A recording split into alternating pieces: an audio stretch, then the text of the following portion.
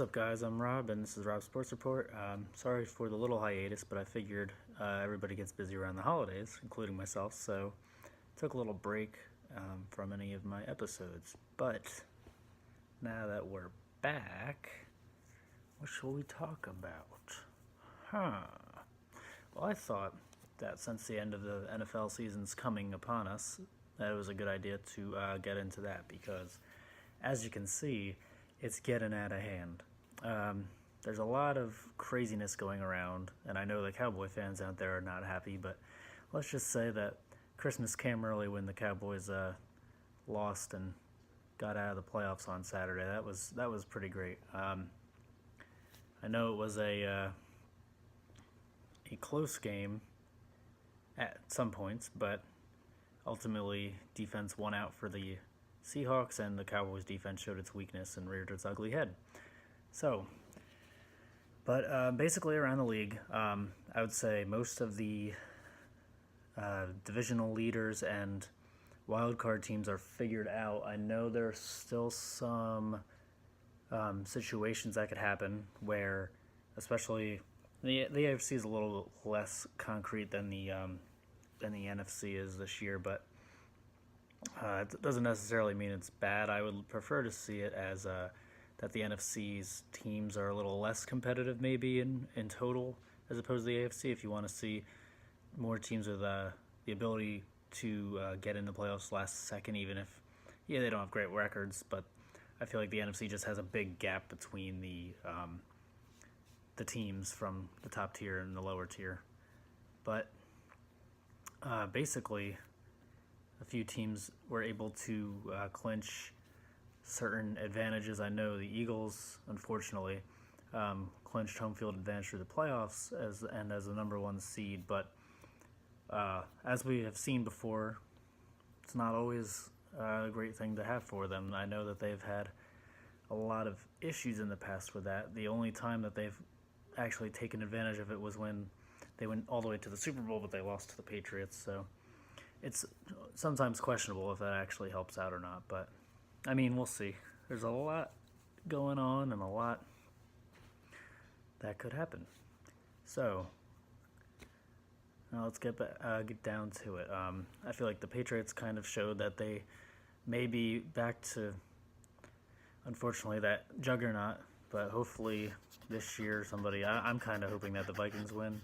I kind of think that they're a pretty strong team, considering that if one of their quarterbacks, or if Case Keenum doesn't pan out, they have a few viable options, especially if Bradford can figure out how to get healthy. But there's a lot of teams that need help. But the Vikings, I feel like, are one of the ones that may have a complete team. They have a really solid defense, and their offense is starting to get cooking. They have some pretty good receivers in Diggs and Thielen, and Kevin Rudolph as a tight end. The running back, Latavius Murray's getting in there, and Jerick McKinnon's helping out. It's a shame that the rookie Dalvin Cook is injured and out for season, but it would have been really interesting to see if he would have been able to help them even further. The Eagles are actually a really interesting one. At times I'm like, wow, they're a really good team, but at the same time, I see their defense, and all I can see is the defensive line. Everything else, the safeties are pretty good, but everything else doesn't look so well.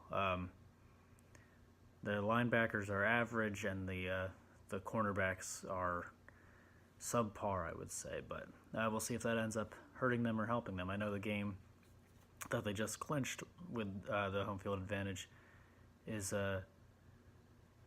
not a good way to look before the playoffs. They definitely have obviously a chance to improve. I know it was cold, I know it was Christmas, but I have a few friends that are Eagles fans that I know were not happy with that performance.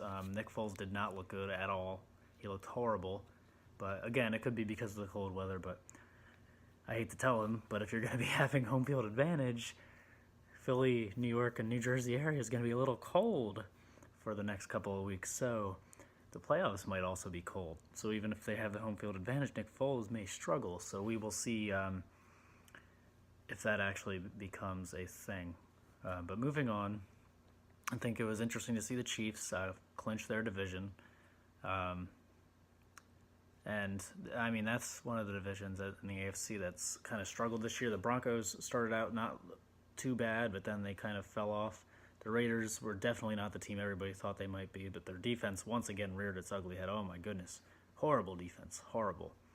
But the Chargers, I think they're one of the teams that possibly have a chance. I know they have to have a few things happen, but they do have a fighting chance. But besides that, that division's pretty much not going to get much more than the Chiefs in that respect. But it's looking like the Titans are going to be in. I mean, it's possible that they can be booted out, but I'm trying to think of other situations. The Steelers clinched their division and look like, unfortunately, I'm guessing they're going to be the second seed, or figuring out what's going to be happening. I don't know if it goes by head-to-head wins, but I think if the Patriots win out, they might get the first seed. But the Panthers for the NFC are in. The Saints are winners of that division, most likely. It's not concrete yet, but yeah, this last week's going to be really interesting, so I advise everybody to check out some games.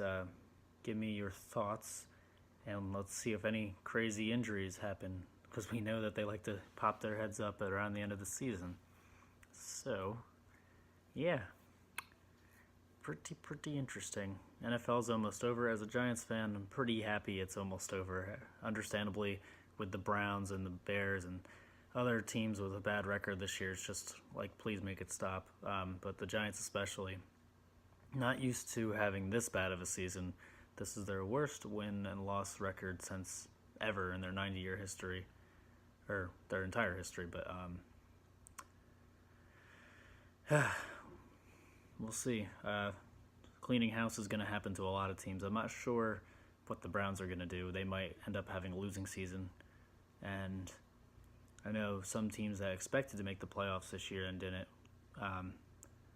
It's really not looking good. But what I wanted to talk about before I got off this episode was the 49ers. Really surprising what Garoppolo, I've never been able to really say his name that easily, but Garoppolo, I guess that's how you say it. Sometimes they call him Grappolo.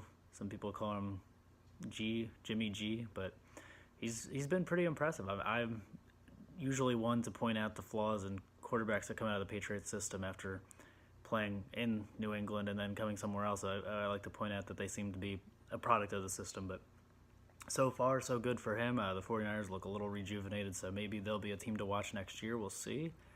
But we'll see, yeah. Again, lots of interesting things happening this year with the Jaguars getting into the playoffs and the Rams getting in the playoffs. I'll be rooting for a few teams to see where they can go. And I always, unless I like the teams, I usually root against the top seeds, so hopefully we'll see some wild card teams and divisional leaders get in there and mess things up. We'll see who's in the Super Bowl. I'll do some more.